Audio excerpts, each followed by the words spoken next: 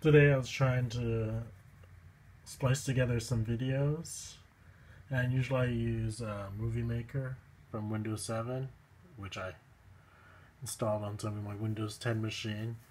And these last three videos weren't showing, they were just all black.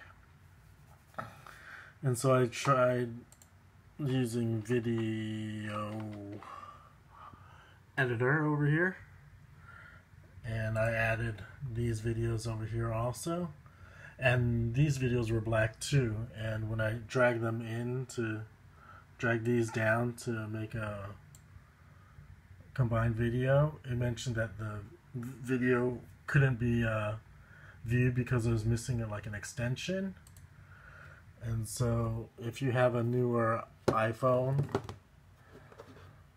like this iPhone XR, the bad thing is it records things in new HEIF format, maybe. There's HEIF.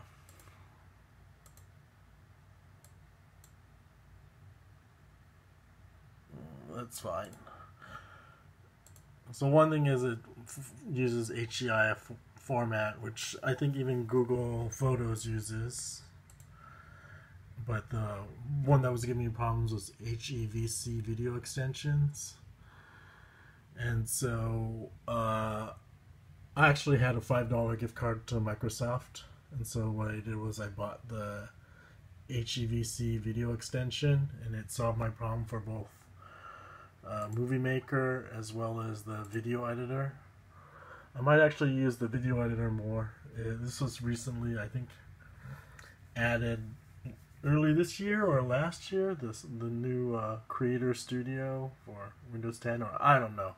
I'm not expert on this, but these two do the same thing, and I think the video editor has more effects than the old Windows Movie Maker has, and this is probably going to be no support at all, whereas this will have some support. So you'll need HEVC video extensions to work on your, even though it's a .mov file, it needs this to view it on your Windows 10 machine.